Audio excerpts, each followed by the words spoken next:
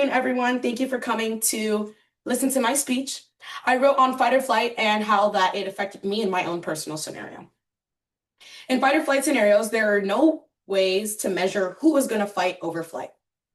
Personally, I've chosen myself a career which will not allow me to choose and forces me to stay and fight. I'm a lifeguard, which falls under the first responder category, meaning I have a duty to act.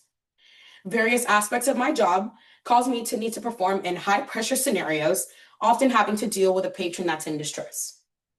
An emergency where fight or flight comes into play, preparedness lowers the chance of flight rather than fighting.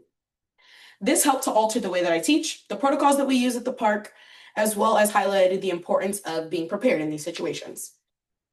Having to be the first responder to a situation altered the way that I prepare those who may be next in line to be a responder. In my case, I was forced to use CPR to regain the pulse and consciousness of an unconscious guest.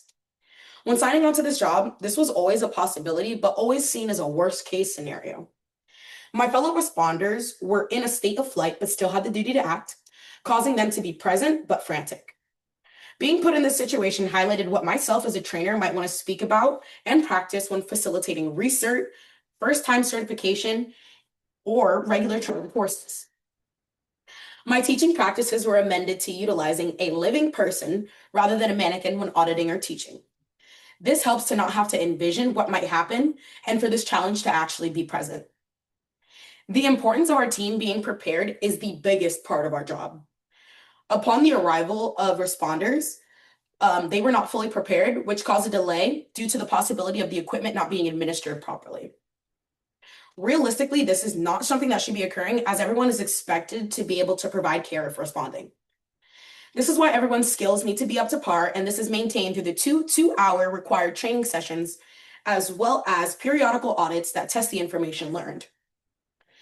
This made me ensure that in my everyday operation that I'm continuing to challenge them and ask them questions to keep them prepped and eager to utilize the information that we learn.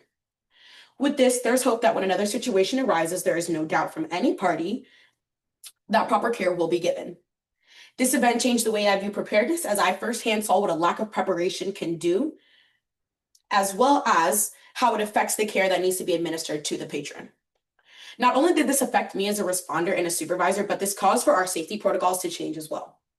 Reflecting on this situation and its occurrence is what allows us to put better protocols in place. When approaching a scene, we are to call using a whistle indicator to provide a location by sound and send an emergency signal stating we need assistance. We are taught to blow the whistles and announce a spiel, letting a guest know to activate EMS.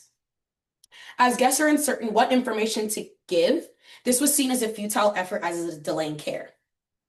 Among the practices altered was the daily equipment checks. This was something that was among the aquatics team's responsibility, but then was switched to our first aid team. They have to go through an NREMT course as well as be issued a license. This put somebody that was a little bit more responsible in care. Trial and error helped us to realize that we may need revision in our action plans and protocols for everything that we do. All in all, we as first responders are always looking for ways to alter and improve, especially through trial and error. Our main goal is to provide the fastest and most effective care and be on the chain of survival. Through ensuring properly teaching the information, adapting our facility plans, as well as ensuring preparedness, we should be able to provide a safe and fun environment for families to enjoy their summer days. Continually practicing these values will allow for our team to be successful and ensure the safety of all of our patrons.